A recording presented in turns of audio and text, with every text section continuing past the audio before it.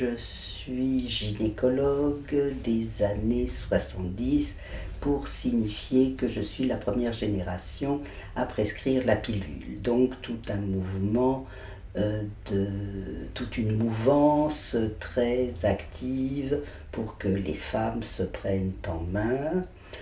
Et je découvre 12 années plus tard la médecine chinoise. J'apprends l'acupuncture où j'élargis mes capacités de soins pour soigner les femmes et découvrir la notion énergétique de notre vie, j'ai envie de dire, qui correspond aussi à ce dont parlaient Françoise Dolto et Didier Dumas, l'image inconsciente du corps.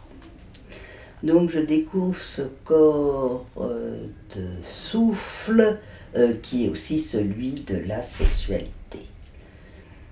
Et d'une façon et concomitante et pour continuer la recherche, moi je suis aussi très intéressée de la psychanalyse transgénérationnelle qui parle de comment nous héritons d'une histoire sociale et collective et d'une histoire individuelle et familiale, pour croiser tout ça et finir par écrire un livre qui s'appelle Femmes désirées, femmes désirantes, où je témoigne comment la sexualité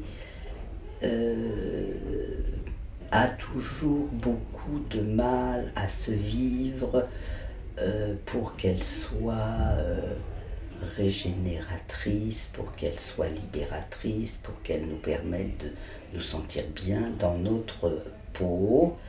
Et pourquoi elle a autant de mal à se vivre encore à l'heure actuelle, c'est parce que nous sommes encore tributaires au niveau de notre mémoire cellulaire d'un passé tout à fait restrictif, où le plaisir et la jouissance étaient tabous et complètement et un péché de chair.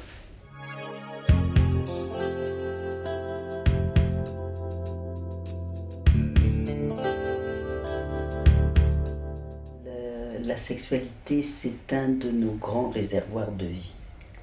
Donc c'est lui qui nous permet d'entretenir nos forces, notre santé, nos dynamiques, hein, et de bien permettre à nos organes d'être en bonne santé. Donc la sexualité, les forces sexuelles sont contenues dans les ovaires pour les femmes, les testicules pour les hommes, et ce sont des forces créatrices de vie. Et quand ces forces ne sont pas destinées à donner la vie, elles vont nous permettre d'être créatrices de nous-mêmes et de l'autre quand deux personnes se rencontrent charnellement. Donc l'important de vivre une sexualité qui sache se vivre, qui sache être dans l'échange, qui sait que c'est un processus que l'on construit, va nous permettre d'être de plus en plus nous-mêmes, de plus en plus unifiés, de plus en plus équilibrés, de plus en plus redressés. Hein, cette capacité à nous sentir entiers va nous permettre de prendre notre place. Hein, et sous le toit familial, quand une sexualité sait se vivre de la part des parents, en général, il y a une ambiance joyeuse à la maison et tout le monde sait prendre sa place.